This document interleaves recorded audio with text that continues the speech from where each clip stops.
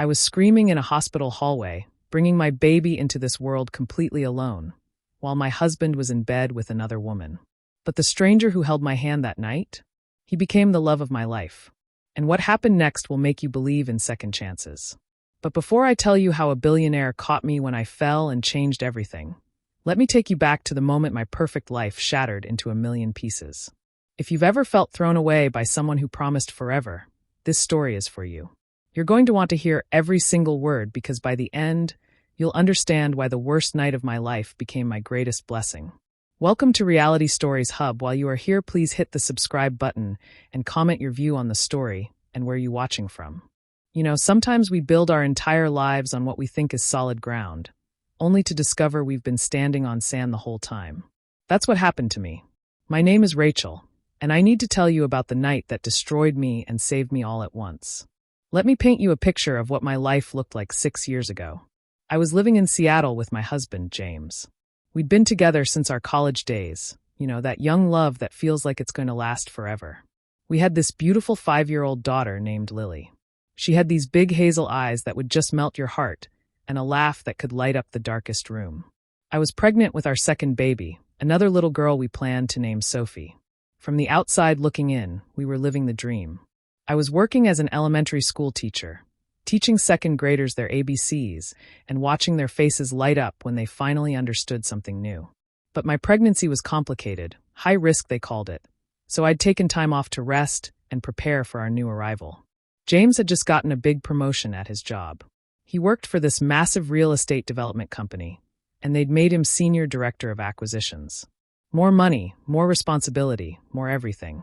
We had the house in a nice neighborhood, the SUV in the driveway, Saturday morning trips to the farmer's market. We had everything a family could want. Everything except honesty. Looking back now, I can see the signs. But when you love someone, when you trust them with your whole heart, you don't see what's right in front of you. You make excuses. You believe the lies because the truth is too painful to even consider. James started coming home later and later. Always had a reason, though. A property deal that needed his attention. A meeting with investors that ran long. A site inspection that took longer than expected. His phone was constantly going off, buzzing and ringing at all hours. And when it did, he'd leave the room to answer it. Even at dinner. Even when Lily was showing him her drawings from school. Even when I was sitting right there, 8 months pregnant and needing him. When I was 7 months along, I had an important doctor's appointment. One of those ultrasounds where they check to make sure everything is developing right, especially important because of my high-risk situation. James promised he'd be there.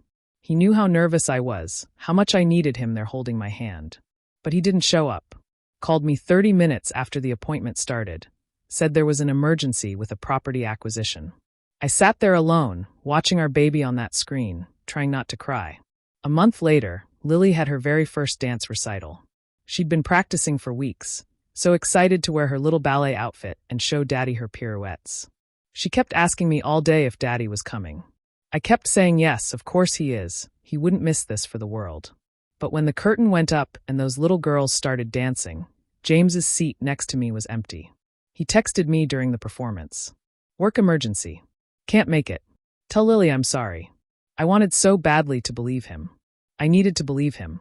Because the alternative, the thought that maybe he was choosing something else over us, over our family, that was too much to bear. So I pushed it down. I made excuses.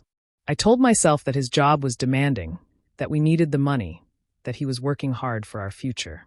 I was lying to myself, and I didn't even know it. Her name was Ashley. She worked with James, one of the junior associates at the company. 27 years old, ambitious, attractive in that polished corporate way. James mentioned her sometimes during dinner conversation. Ashley closed a big deal today. Ashley's really impressing the executives. Ashley's going to go far in this company. I didn't think anything of it. Why would I? I was his wife. I was carrying his child. I'd been with him for almost a decade. I trusted him completely. And that trust made me blind. Let me tell you about James's boss, the man who owned the development company. His name was William Cross. In Seattle's real estate world, William was a legend.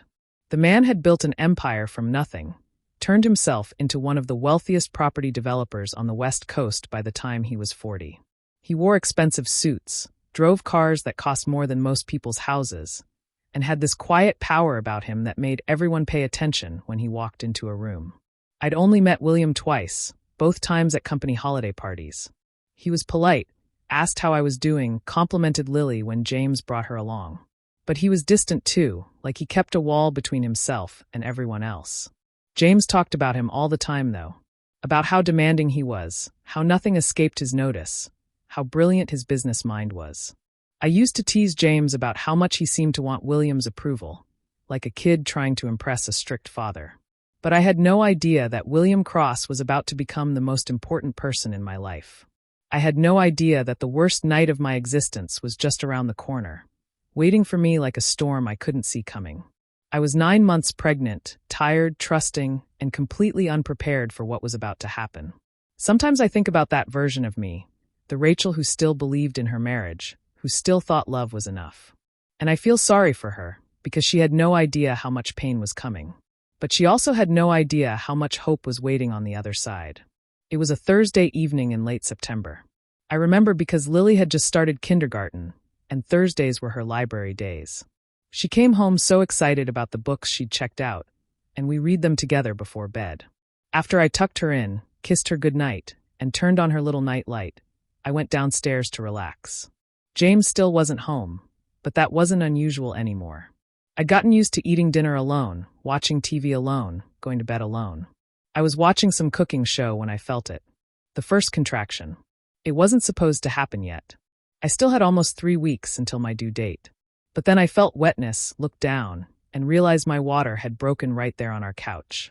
The baby was coming. Ready or not, Sophie was on her way. The panic hit me immediately. Lily was already asleep upstairs. My mother lived 45 minutes away. And James, I needed James. I grabbed my phone with shaking hands and called him. It rang. And rang. And rang. Then his voicemail. Hey, you've reached James. Leave a message. My voice was shaking when I spoke. James, honey, the baby's coming. My water broke. I need you to come home right now. Please call me back. I tried to breathe, tried to stay calm. Another contraction hit, stronger this time, and I gasped. I called him again. This time it didn't even ring. It went straight to voicemail, like he'd turned his phone off. Turned it off. Who turns their phone off when their wife is 9 months pregnant? I didn't have time to figure it out. I called my neighbor, Mrs. Peterson, an elderly woman who loved Lily. She came right over to stay with her. Then I grabbed my hospital bag, the one I'd packed 3 weeks ago, and somehow got myself to the car. I was crying, contractions coming every few minutes, driving through Seattle traffic to the hospital, completely alone. The whole drive, I kept trying to understand. Maybe his phone died. Maybe he was in an important meeting. Maybe there was a reasonable explanation. I was making excuses for him, even as my body was preparing to bring our child into the world without him. When I got to the hospital, the nurses took one look at me and rushed me through. They kept asking about my husband, and I kept saying he was on his way, even though I had no idea if that was true. They got me into a hospital gown, checked me, and told me I was already 6 centimeters dilated. This baby was coming fast. Between contractions, I kept trying to reach James. His cell was still off, so I did something desperate. I called the main office number at his company. It was after 9 at night, but sometimes people worked late on big deals. Someone answered on the 3rd ring. It was a woman's voice, young and breathless. And I could hear it immediately. Music. Laughter. The sound of glasses clinking. This wasn't the office. This was a party. Hello, I need to speak with James Parker, I said, trying to keep my voice steady even as another contraction started building. This is his wife. It's an emergency. There was a pause. Then that woman's voice again, quieter, but I could still hear every word. He can't come to the phone right now. And then I heard him. James's laugh. That intimate, low laugh that used to be just for me. A woman giggling. His voice saying something I couldn't make out, but the tone was clear. Flirtatious. Relaxed. Happy. He wasn't at work. He was at some party with her, while I was in labor with his child. The phone went dead. I just sat there in that hospital bed, holding my phone, and the truth crashed over me like a wave. My husband, the man who'd promised to love me forever, who'd held my hand when Lily was born and cried when they placed her in his arms, had chosen to be with another woman instead of being with me. I started crying so hard I couldn't breathe. The physical pain of the contractions mixed with the emotional pain until I couldn't tell which was worse. A nurse came running in, asking what was wrong, and I couldn't even explain it. How do you put that kind of betrayal into words? That's when I heard a man's voice in the hallway, firm and commanding. Where is she? Rachel Parker? Which room? William Cross walked into my room like he owned the building. Maybe he did, for all I knew. He was still in a full suit even though it was past 9 on a Thursday night. His face was set in an expression I'd never seen before. Anger, maybe. Or determination. He looked at me, then at the nurse, then back at me. I was working late. Your call came through the main office line. I heard everything. I should have been embarrassed. My husband's boss had just witnessed the most humiliating moment of my life. But another contraction hit hard, and I couldn't think about anything except the pain. William moved to the side of my bed without hesitation. What do you need? How can I help? My husband, I gasped.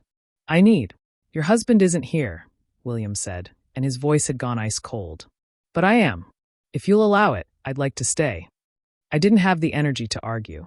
And honestly, I didn't want to be alone. So William Cross, this powerful businessman I barely knew, stayed with me. He held my hand through the contractions. He helped me breathe when the pain got unbearable. He stood beside me when the doctor said it was time to push. This stranger showed up for me in a way my own husband couldn't. Sophie came into the world at 11:34 that night. The moment they placed her on my chest, I forgot everything else for a minute. She was perfect. Tiny and pink and screaming with healthy lungs. I was crying so hard I could barely see her little face. All that pain, all that heartbreak, and here she was. My daughter. My miracle. The nurse asked if Dad wanted to cut the cord, and William immediately stepped back. I'm not. I'm just a friend, he said quietly. But when they took Sophie to clean her up and do all those first tests, William was right there. He stood by that little warming table, watching over her like she mattered to him. Like we both mattered. They moved me to a recovery room around 1 a.m. Sophie was sleeping in a little bassinet beside my bed, wrapped up like a burrito. William had gone to get coffee, giving me some time alone with my new daughter. I should have been happy.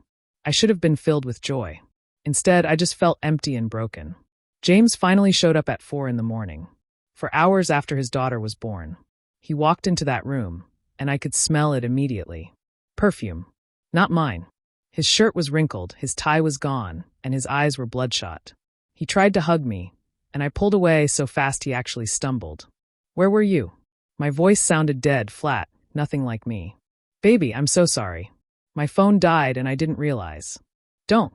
I cut him off. I called the office. Someone answered. I heard you, James. I heard everything.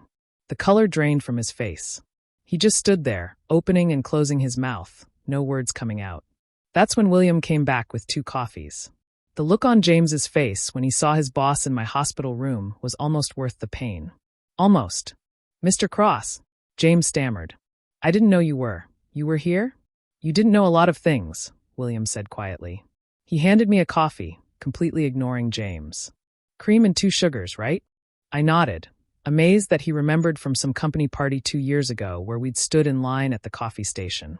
William finally looked at James, and his expression could have frozen fire. Your wife called you repeatedly while in premature labor. Your phone went straight to voicemail. She drove herself to the hospital alone. And you were where, exactly?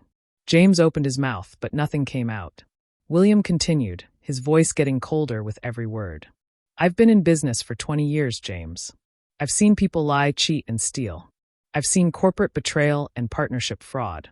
But leaving your pregnant wife alone during labor while you were with your mistress? That's a new low, even for me. Clean out your desk on Monday. You're fired. The next few weeks were a nightmare and a relief all mixed together.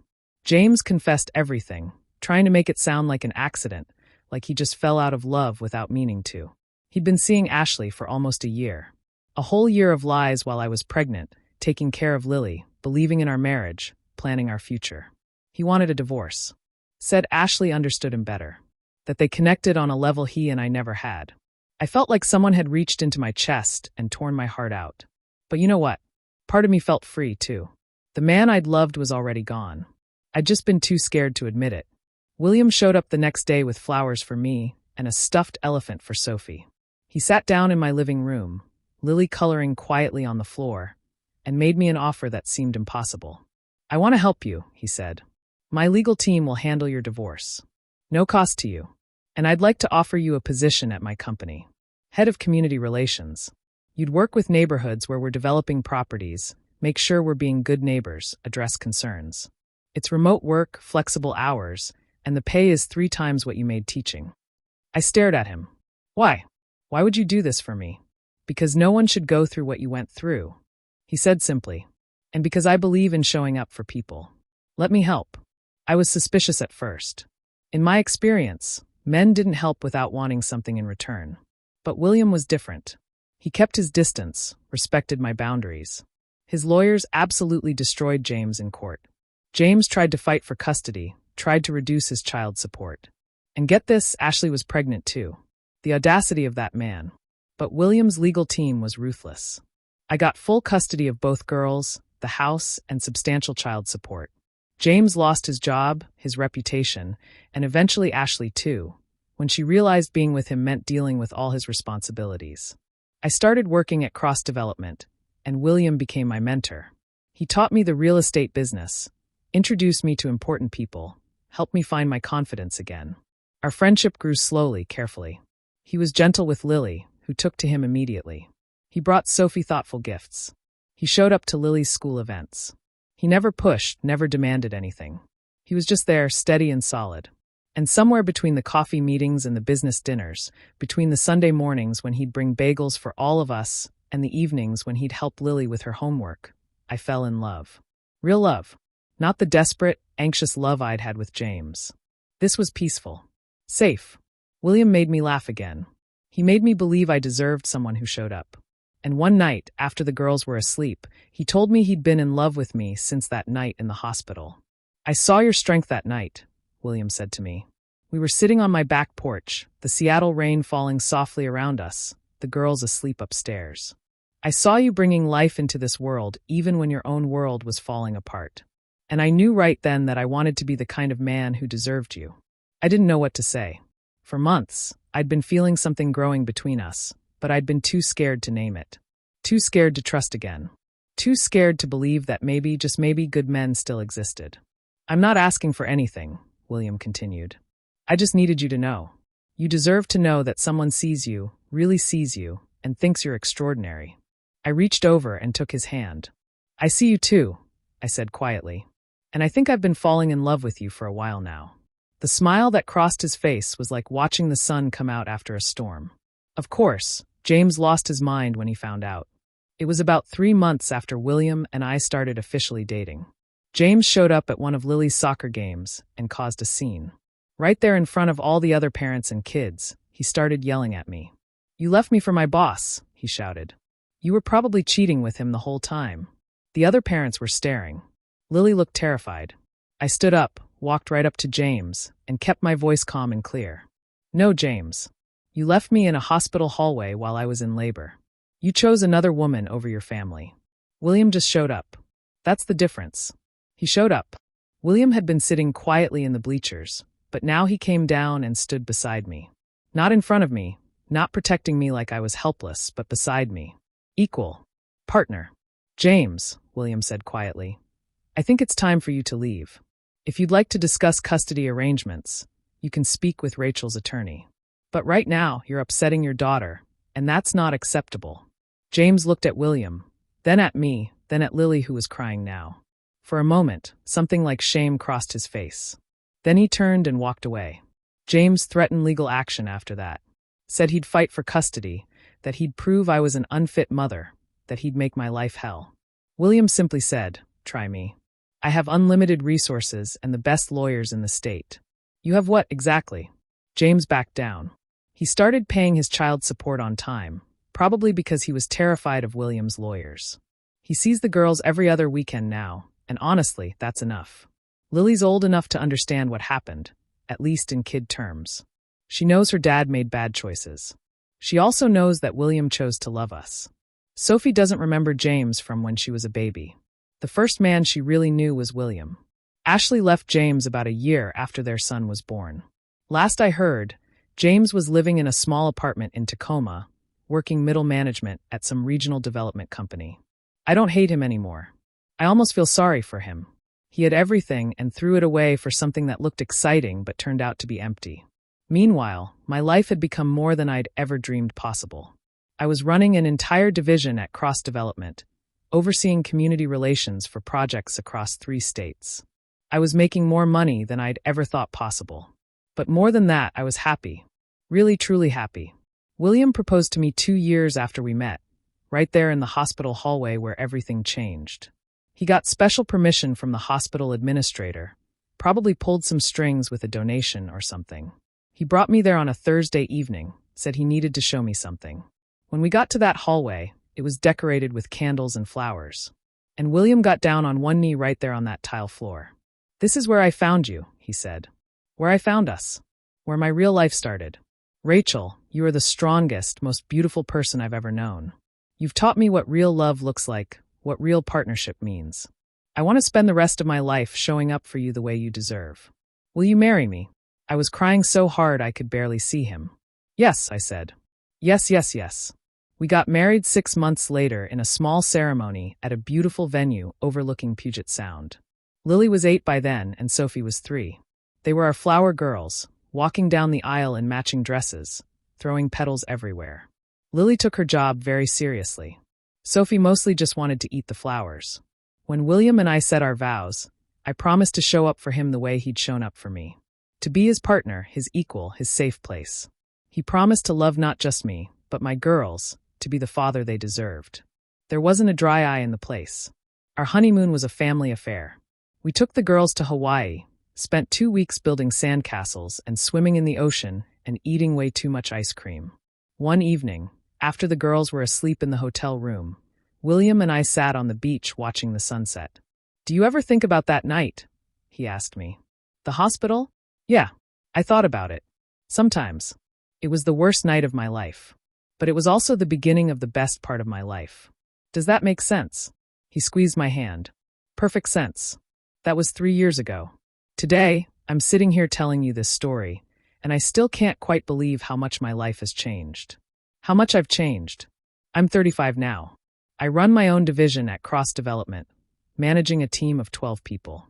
We've worked on some incredible projects, building affordable housing communities, revitalizing struggling neighborhoods, creating spaces where families can thrive. The work I do matters. I make a real difference in people's lives every single day. Lily is 10 now, in the 5th grade, and she's this amazing kid with a huge heart and a sharp mind. She wants to be an architect when she grows up, designs buildings in her notebooks all the time. William takes her to work sometimes, shows her the construction sites, explains how buildings are planned and built. The way her face lights up when she talks about it, I know she's found her passion. Sophie just turned 6. She started kindergarten this year, the same school where Lily went. She's my wild child, always laughing, always moving, always asking a million questions about everything. She looks just like me, but she has William's determined personality. When that kid decides she wants something, watch out. Both my girls call William Dad. Not because we forced it or suggested it, but because that's who he is. He's the one who makes their breakfast every morning before school. He's the one who helps with homework and attends parent-teacher conferences. He's the one who holds them when they're sad and celebrates when they succeed. He's the one who shows up every single day, no excuses. James is still in their lives, but in the background where he chose to be. He has them every other weekend, takes them to movies and the zoo, tries to be the fun dad. They're polite to him. They love him in that distant way kids love parents who aren't really present. But they don't call him Dad anymore. Lily started calling him James about a year ago, and Sophie just followed her lead. It hurt him, I could tell, but honestly, he made his choices. William and I had a son together 2 years ago. We named him Daniel. He's 2 now, running around getting into everything, and his big sisters absolutely adore him. Watching William with Daniel, seeing him be a father from day one, that completes something in my heart. He got to experience everything with Daniel that he missed with the girls when they were babies. Sometimes I run into people from my old life. Other teachers from the school where I used to work. Parents from Lily's old preschool. They always ask how I'm doing with this look on their faces, like they expect me to be broken. And I get to tell them I'm happy. That I'm successful. That I found love again. The surprise on their faces is always priceless. A few months ago, I ran into Ashley at a coffee shop in downtown Seattle. I almost didn't recognize her at first. She looked tired, worn down in a way I remembered feeling when I was with James. She was there with a little boy, must be about 5 now. James's son. We made awkward eye contact. For a second, I thought about just leaving. But something made me walk over to her table. Ashley, I said. She looked up, and I saw fear in her eyes. Rachel. I'm sorry, I'll leave. No, I said. Don't. Look, I don't have any anger left for you. That was years ago. Different life. I just wanted to say, I hope you're doing okay. She looked shocked. Then tears filled her eyes. You're kind, she said quietly. I didn't deserve that. What I did was between you and your own conscience, I interrupted. I'm not carrying that anymore. I hope you find happiness. I really do. I walked away feeling lighter than I had in years. Forgiveness isn't about the other person. It's about putting down weight you've been carrying so you can move forward. Last month, William and I celebrated our 3rd wedding anniversary. He took me back to that hospital hallway, and we just stood there holding hands, remembering. Then we went out for an amazing dinner, came home to our kids, and I realized something. I wouldn't change anything. Not the pain, not the betrayal, not even that awful night. Because all of it led me here, to this life, to this family, to this love. People ask me sometimes how I knew William was different. How I knew I could trust again after what James did to me. And I tell them it's simple. William showed up. When I was at my lowest, when I had nothing to offer him, when helping me could only cause him problems, he showed up anyway. And he kept showing up, day after day, month after month, year after year. He showed me through his actions, not just his words, that he was safe. That he was real. That he was mine. My girls are growing up watching a marriage built on respect, partnership, and genuine love. They're learning what they should accept from a partner and what they should never tolerate. They're learning that their worth isn't determined by someone else's ability to see it. They're learning that sometimes the worst thing that happens to you can lead to the best thing. So if you're out there right now going through your own dark night, if someone has betrayed you or left you or made you feel worthless, please hear me. Your story isn't over. This chapter is ending, but there are so many more chapters waiting to be written. The person who broke you doesn't get to define you. You get to define yourself. And sometimes, when you least expect it, someone will show up for you. Really show up. And when they do, let them. Take that chance. Risk loving again. Because the alternative is living half a life, and you deserve so much more than that. Thank you for listening to my story.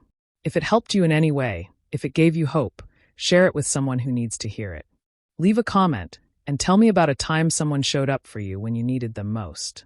And remember, when someone shows you who they are, believe them. But also remember that your story isn't finished. Not by a long shot. The best chapters might still be ahead of you. I know mine were.